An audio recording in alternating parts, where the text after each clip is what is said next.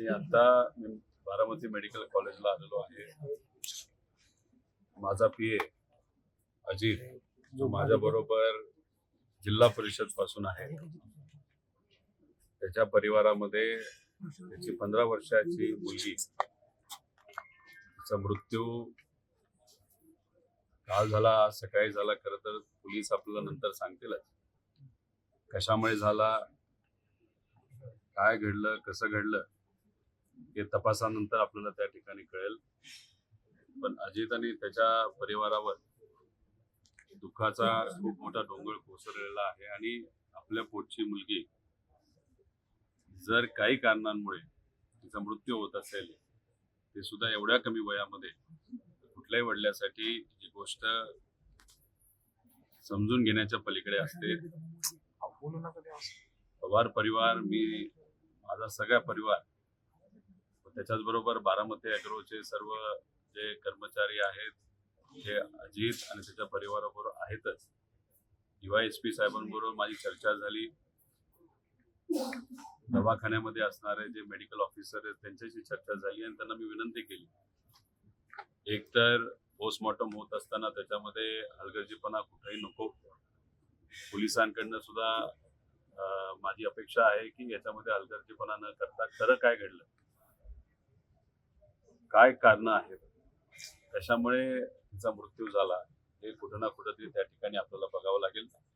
त्यामुळे तपास न झाल्यामुळे आणि लहान मुलीचा हा मुद्दा असल्यामुळे त्याच्यात मला आता तरी खूप काही तिथं सांगता येणार नाही. पण पुढच्या काही तासांमध्ये आपल्याला कळेल की खरंच काय घडलं, काय कारण आहे.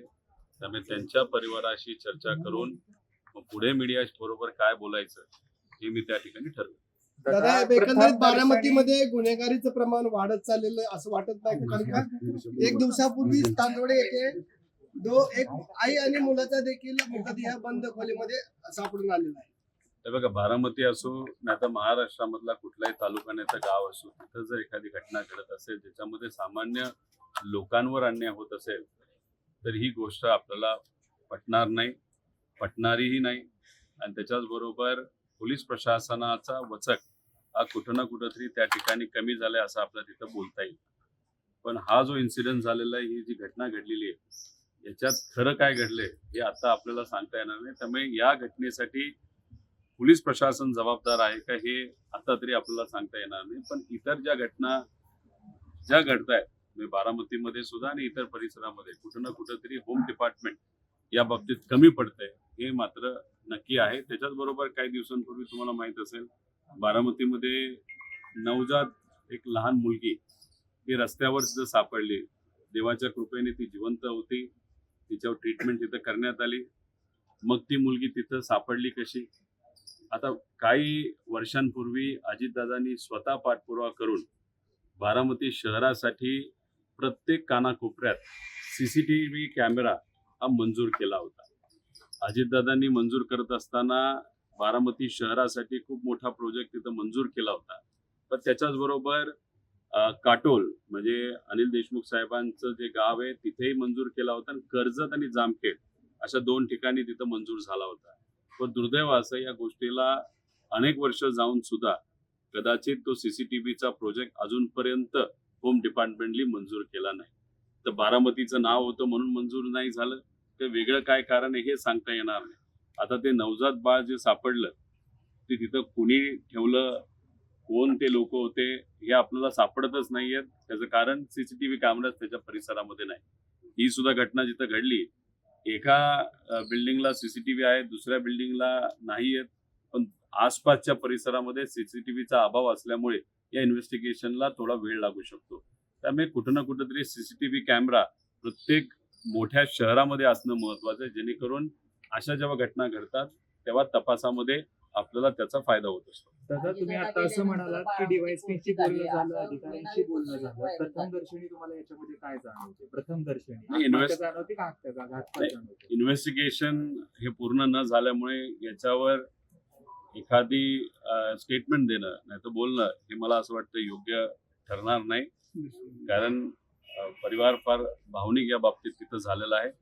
लोकांशी बोलत असताना सुद्धा संमिश्र प्रतिक्रिया तिथे येत आहेत. त्यामुळे पूर्णपणे पोलीस डिपार्टमेंटवर आणि परिवारावर हा विषय आम्ही तिथं सोडलेला आहे. पुढच्या 3 तासामध्ये जो काही जिथं ती घटना घडली असं म्हणलं जातं, ज्या बिल्डिंग जवळ नाही तर बिल्डिंग वरून ही घटना घडली तिथला सीसीटीव्ही कॅमेरा पोलीस डिपार्टमेंट तिथं बघत आहे आणि मग ते बघितल्यानंतर किती वाजता ही घटना घडली असावी, मेडिकल डिपार्टमेंटकडनं सुद्धा आपल्याला किती वाजता मृत्यू झाला याचा वेळ काळ त्या ठिकाणी कळेल आणि मग त्याच्यात आपण खरं काय घडलं हे बोलू शकतो. पण विषय एवढाच आहे, मी पोलीस डिपार्टमेंटला सांगितलेलं आहे की याच्यामध्ये कामचुकारपणा जर पोलीस डिपार्टमेंटकडनं झाला तर त्यांना त्या बाबतीत नक्कीच महागात पडेल हे मात्र तिथं मी सांगितलेलं आहे. अनेक निवडणुका झाल्या, आपण बघितलं निवडणुका आल्या की निनावी पत्र यायचे, परंतु आपण बघितलं की 5-6 दिवसापूर्वी पवारांना एक पत्र जागरूक नागरिकांनी टाकलेलं सोशल मीडियावर, जेणेकरून ही गुन्हेगारी कुठेतरी थांबली पाहिजे. नाही, गुन्हेगारीचा मुद्दा महत्वाचा आहे. बऱ्यापैकी आम्हाला ज्या काही गोष्टी करत आहेत की आता हा इन्सिडेंट झाला म्हणून खरं तर मी बोलतोय बघा, राजकीय इथं वक्तव्य करणं योग्य ठरणार नाही. पण जेव्हा अजितदादा होते तेव्हा गुन्हेगारी नाही प्रमाण खरं तर बारामतीमध्ये होतं. कुठं भीती वाटायची, एक वचक असायचं दादांचं, कुठे काय घडलं तर दादा स्वतः त्याच्यामध्ये लक्ष देऊन असायचे. पण कुठं ना कुठंतरी ती जी कायदा व सुव्यवस्थेची घडी आहे ती विस्कटली हे मात्र त्या ठिकाणी आपल्याला बोलता येईल.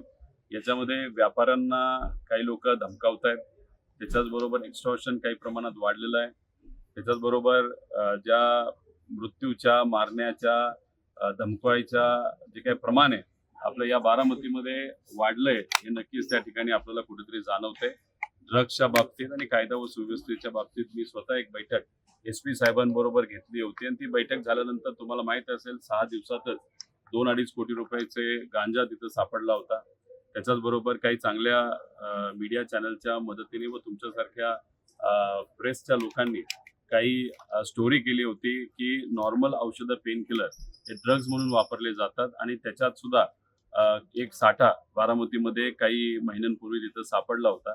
त्यामुळे कुठं ना कुठंतरी अजितदादा असताना जी कायदा व सुव्यवस्थेची घडी जी आपल्या बारामतीमध्ये बसली होती नक्कीच आता विस्कटली असं आपल्याला सांगावं लागेल.